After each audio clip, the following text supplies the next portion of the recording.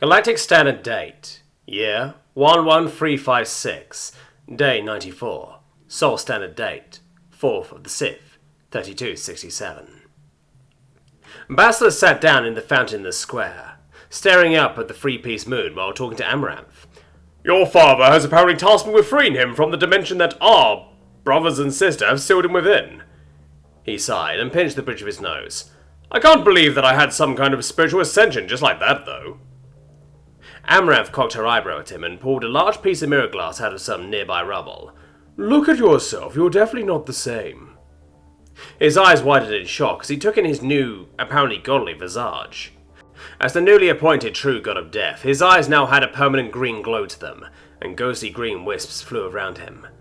He looked closer at his face and saw a faint outline around his head. As he focused on the outline, he noticed that it formed a horned skull. What the fuck? I don't have horns yet, though. I've grown wings and my armor has become scaled, but I don't have horns. There's no way that's my skull, so... Amaranth sighed. You will get them eventually. My draconic body is not what gave me my horns. Horns are exclusive to the god or goddesses of death. That is why I have horns. They won't go away, even though I have since passed my job to you. I know, because I wasn't the original goddess of death either. Your draconic changes are from our bonding, but you have more changes on the way as you perform your job. Basler cocked an eyebrow at Amaranth. What do you mean, my job? Amaranth lay down and let out a sigh.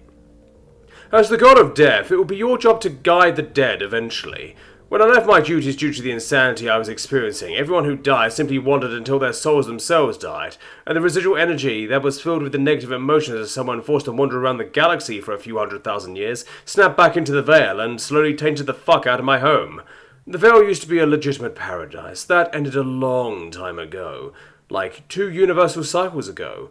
Oh, by the way, a universal cycle begins with what you call the Big Bang, and ends with a big squeeze. Basler put his head in his hands. What? Fuck how do I send everyone into the Veil, then? Amaranth scoffed.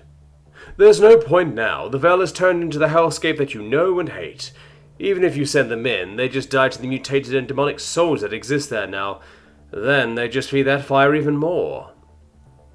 Basler slumped down and rested his elbows on his knees, as his legs bounced up and down. Come on, John, think. You can figure something out. Nobody should be forced into that hell ever again, but I don't have any way to fix it, do I? What if I start small and try new applications of my powers? I could trade until I figure out a way to detox the Veil, but what to start with? He snapped to attention with an aha, and he looked back to the moon. If I am now an actual god, then I should be able to channel enough of the power from within the Veil to mend that moon, right? It's literally molten along the cards, so I just have to use enough Veil energy to move the rocks together and hold them there, right? Amaranth just sighed. What? You think that since you attained godhood, you can just use some magical hand-wavium and fix everything? That's not how this works. That moon was cut with pure Veil. That's the only reason it's still burning. The rocks won't cool for a few thousand years exposed to the open space, Bassie, let alone sandwiched together. Basler rubbed his chin in thought. If magic fire does extra hot, magic ice does extra cold, he said, with a mischievous smile. He closed his eyes and let loose long chains of condensed veil as he extended towards the moon. Amaranth caught her eyebrow. Surely it isn't that simple, right? She noticed out of the corner of her eye that there were some black flags with gold trim coming towards them. She raised her head to see over the rubble and find out what was coming towards them. That is a lot of spiders. Razaria crested the rubble along with her honor guard, who were the spearhead of the huge procession of spiders that had made it to a bunker. Razaria stood atop the rubble and looked down on the masses of Rosarians. A video feed projected over every 10,000 Rosarians. 5,432,000 survived in this city alone, all thanks to him, she said, as she pointed over the rubble, and the video feed shifted to the image of Basler, with long green chains that had attached to the moon, encircling the entire circumference and slowly bringing the pieces together.